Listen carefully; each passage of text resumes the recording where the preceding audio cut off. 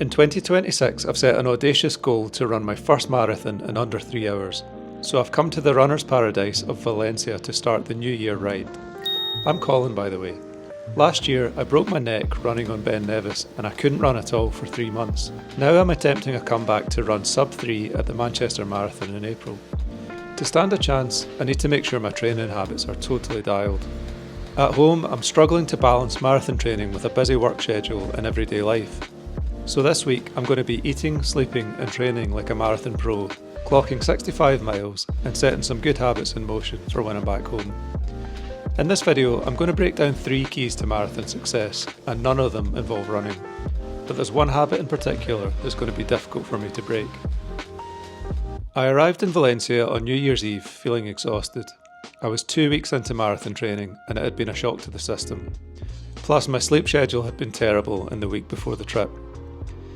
My goal was to spend the first week of the year in Valencia training hard and focusing on all the little habits that make the difference when it comes to marathon training. Valencia feels like a city that was designed for running. It's flat, the climate's great, and running through the heart of the city is this, Turia Garden. It's the course of an old river that's been turned into a long, winding parkland. It's the perfect place to run, no traffic and separate lanes for walkers, cyclists and us runners. After checking into my hotel, I did my first run of 9 miles in Turia Garden. Tomorrow would be New Year's Day, so I made sure to stock up on food before the shops closed down. Eating well was one of the things I wanted to focus on this week, but more on that later. I capped off a great first day watching the New Year's fireworks from the hotel balcony. The windows were rattling from these huge pyrotechnics. The next morning, Garmin told me I'd slept a little bit less than I needed, but my heart rate and HRV were better than usual, maybe because I'd had no alcohol the night before. The first day of 2026 was a beautiful one in Valencia. I started the year with a 12-mile medium long run through the park and down to the marina and back. The shower broke in my room, so the hotel moved me to another room on the 21st floor. They did send me an apology fruit platter though, which was nice. I found an Italian restaurant across the road, there seemed to be a lot in Valencia, and had the classic runner's meal of pasta for dinner. I mentioned there were 3 things I wanted to get better at on this trip. The first one of those is better recovery. I like this quote from Training for the Uphill Athlete. Training is not the work you do, but the effect it has on your body. In other words, training stresses your body, that's the point of it. As you recover, your body adapts and you get fitter and stronger. As marathon runners, there are things we can do to help the body recover and go again. I know I promised non-running tips for this video, but there is one running tip for recovery, and that's recovery runs. So the purpose of these is just to get your body moving, start to get the blood flowing and get that recovery underway. I like to do my recovery runs at about 10 minutes per mile, but it's going to depend. It's best to do it on feel, so it should feel truly easy. Just a light jog really, maybe an RPE 2 to 3. It can be helpful to run on soft surfaces like this helpful little running track we've got in Turia Park. If you plan on doing a lot of recovery runs, it might be worth investing in a pair of recovery shoes. So these tend to be higher stack, more foam, softer. I got the Asics Gel Nimbus 27. I left them at home because I thought bringing 4 pairs of shoes on a trip might be a bit too much. So I'm in the Asics Nova Blast today. And your training plan should also be structured with recovery in mind. So that's why you often get a midweek workout followed by a long run at the weekend. And then in between, you're getting a chance to do some easier runs, recovery runs, and general aerobic runs. And within a training block itself, there's opportunities for recovery. So for example, I'm in week 4 of my training block. Week 5 is going to be a deload week. So the training volume reduces slightly. And that just gives your body a chance to recover and integrate the work that you've done so that you can then go again stronger. Making sure you stretch after a run is really important as well. I try to do 5 to 10 minutes of static stretching after each run, and I'm trying to be really diligent about this. Another important recovery tool is self-massage, and I travel with this little massage ball, and it's really good for just rolling out your muscles on a trip. It's one of those things where at home I've got more tools, foam rollers and things, but this little ball can actually do a lot.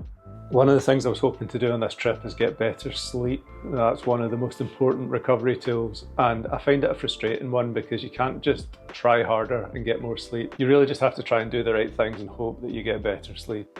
And your sleep's influenced by what's going on in your life, which is one of the reasons I wanted to come away on this trip, was to get away from work stress and just sort of day-to-day stuff and see if that would help. So I've been in Valencia for 3 nights now, and I want to just have a look at my sleep and see how it's going.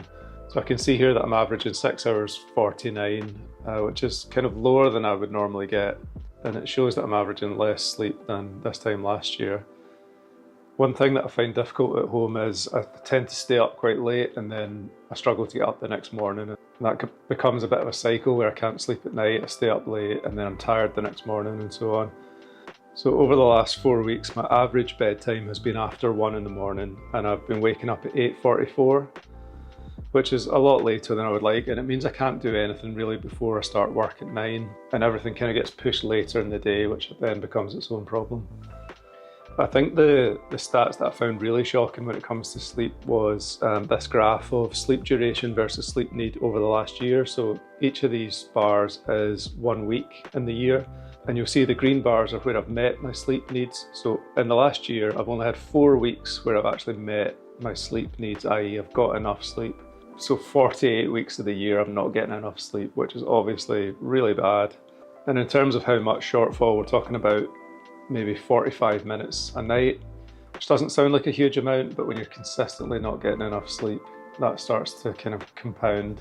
So far in the trip, I feel like I haven't got a handle on it yet, but I think I'm going to have to be really rigid about getting up at a good time. And then even if that means being tired through the day, hopefully that means I'll be able to sleep later at night. And also just being diligent about things like caffeine. I've got a bit of a bad habit of having a coffee at 4 or 5 in the afternoon if I'm feeling tired. I think that certainly doesn't help. And in terms of sleep quality, alcohol is one thing that can really affect it, and I'm going to talk about that a bit later on. I've been trying something a bit different on this trip.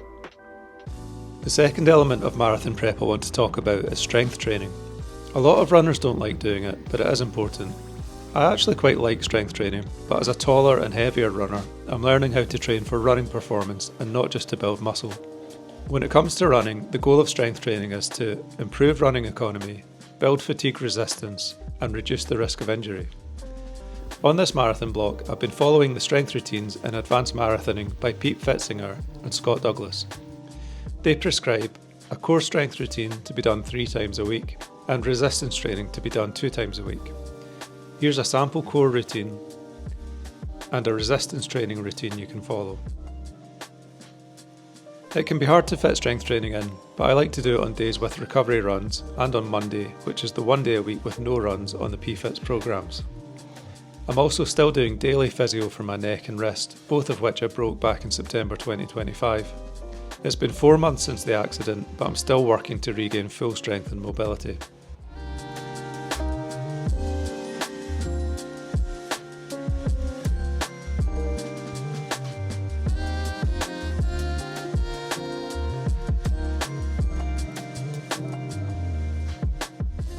The third element for marathon success is nutrition. Your diet plays a big part in recovery from hard training. In fact, training for the uphill athlete says that diet is the #1 factor in recovery. On this trip, I made sure to eat well with plenty of carbs as well as protein and some amount of fats. I've been experimenting with a higher carb intake when I'm running. About 90 grams an hour seems to be working well. On high carbs, I feel like I can push harder for longer instead of that heavy-legged feeling at the end of runs. I've also been diligent about taking in some protein and carbs immediately after a run to kickstart recovery.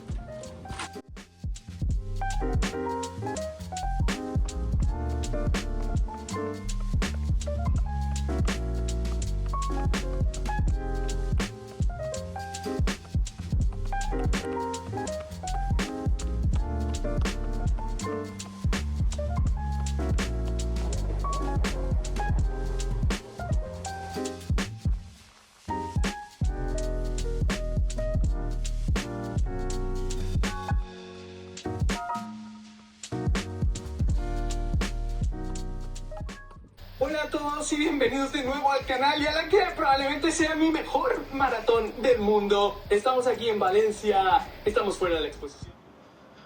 The last thing I wanted to talk about when it comes to nutrition is alcohol. Something I find quite tough to talk about, if I'm honest. I don't find the training difficult. I don't find it hard to get the motivation to go out and train, but this is something I've found difficult to get on top of. So I feel like I need a bit of a backstory here. I grew up in the west of Scotland, and without wanting to stereotype, there's a lot of alcohol just kind of everywhere. It's part of the culture in a way. As I got a bit older, I started trying alcohol and stuff, and it wasn't really a problem at that point. And in fact, in the years that I was at uni, which is when a lot of people sort of go a bit crazy with drinking, I actually didn't drink at all through most of uni, so I've always been a bit contrarian. I tended to kind of do the opposite of what other people are doing. But I kind of picked it back up again in my 20s, and then in my 30s, my life was changing a lot. I got married. I kind of dropped away a lot of my active hobbies like cycling. Ended up sort of getting really into home brewing and real ale and things like that, and that became my main focus for a while. And obviously a lot of drinking goes along with that. And in about 2019, I was starting to have some struggles in life, and my marriage was in a bad place, and I was starting to drink more. It was always in the evenings, never during the day, but I found myself just staying up later and drinking a bit more. To be honest, that's kind of persisted through the pandemic and then out afterwards. And at the same time, I'm doing all this training, I'm putting in a lot of work to try and be athletic, but also drinking it. It's almost like a double life kind of thing. I also found out just last year that I'm autistic, which is something that I suspected for a while. But one thing that can come along with autism is a tendency for routine and doing the same things over and over.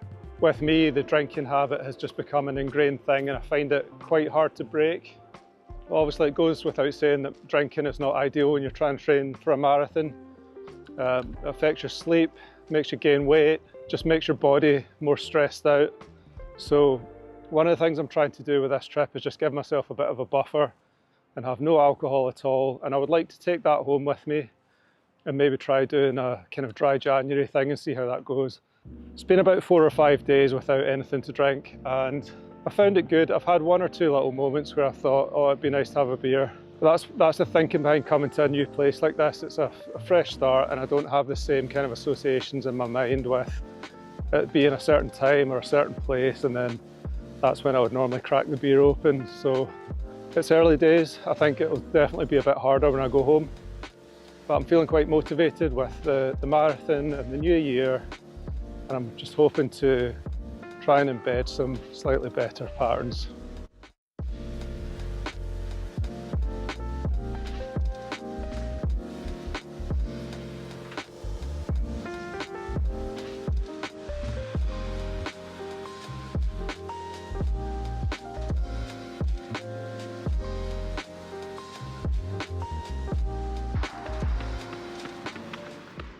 So that's the last run in Valencia. That makes it a 65-mile week, which is almost the most miles I've done in 1 week. Kind of stacked them together just to make the most of the time I had in Valencia. So feeling tired. That's been a really productive week. I've done 2 strength sessions and no alcohol at all for the week. I had hoped that that would increase my sleep score, my sleep quality, but that hasn't really happened. If anything, my sleep's been a little bit worse than usual, so a little bit disappointed with that. I've noticed that a couple of metrics have actually improved. So my resting heart rate's gone down and my HRV, heart rate variability's gone up while I've been here. And I think both of them are probably down to not drinking any alcohol. But that's my time over now in Valencia, so I'm heading home tomorrow. It's been an amazing trip. Feeling really fortunate to come here, and I'm hoping to take home a lot of enthusiasm and sort of hopefully keep some of these good habits going.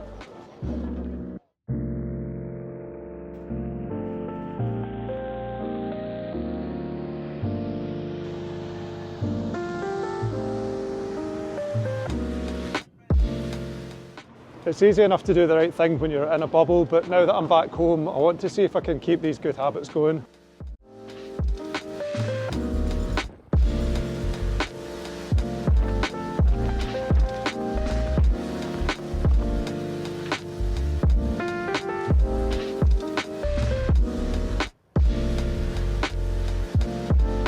It's been a month since the Valencia trip, so I wanted to just check back in and see how things have been going. So starting with running, January started really well. I had a 54-mile week, followed by a 56-mile week, and then a 49-mile deload. And unfortunately, the following week, I picked up an injury. It seems like the mileage has caught up to me and I've got some tendinitis in my foot, which has been really quite painful. So that leads me nicely on to recovery. I went to see a physio and they've given me some exercises to do, but unfortunately it's mostly about rest at this stage.